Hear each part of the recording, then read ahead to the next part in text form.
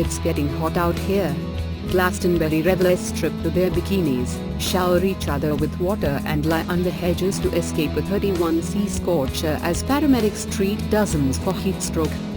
Boho outfits teamed with wellies are the backbone of festival fashion, but today they were usurped by beachwear as Glastonbury revellers stripped down to their bikini tops as temperatures soared to 31 degrees.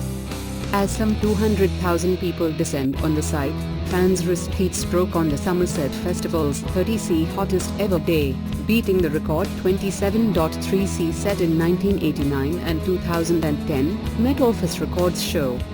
Some took shelter under trees or carried parasols, but others braved it in bikini tops and hot pants, while male ticket holders were equally quick to strip off their shirts and go topless. Revellers who were desperate to escape the sun were even seen lying under a hedge to take advantage of the shade. Others indulged in a water fight while a canny group of camping field stewards filled up the paddling pool.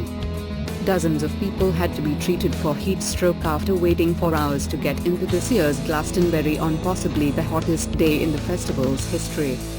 By 2 p.m. more than 38 people were being treated in the medical center, with many more being looked after where they fell by on-site paramedics and medical teams as people struggled in the heat, and that number is expected to rise into triple figures by the end of today. This is for a range of incidents and not just related to the heat, a spokesman for Southwestern Ambulance Service added. At one point the queues were more than 3.5 hours long in the blistering heat, but a new security gate system, with bag searches and turnstiles actually helped speed up the flow, regular festival goers said. The longest queues came by mid-morning, when the heat was recorded at 27°C and rising.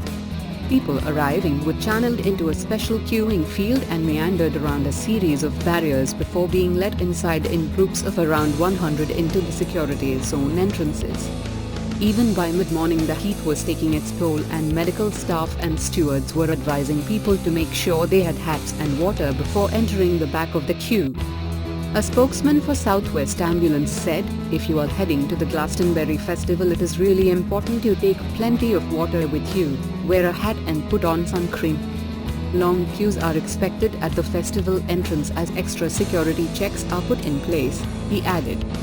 Simon Taylor, 24, from Salisbury, Wilts, was lucky enough to queue before the heat built up.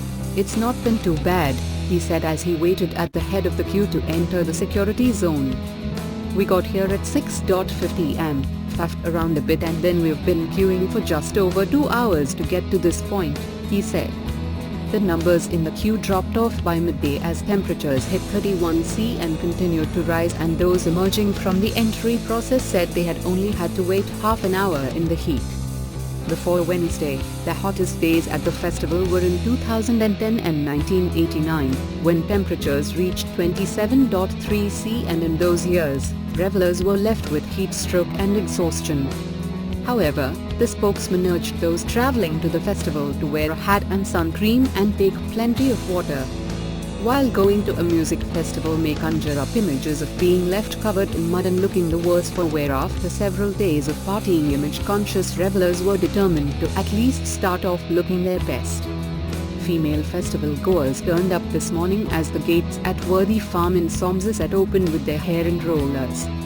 In recent years the festival has seen a surge in pop-up vanity vans offering treatments from pedicures to spray tans to image-conscious music fans who will be sharing their festival selfies with hundreds of contacts on social media. Colorful braids are also a popular look among this year's bunch of Glastonbury goers, with many sporting vivid hair extensions.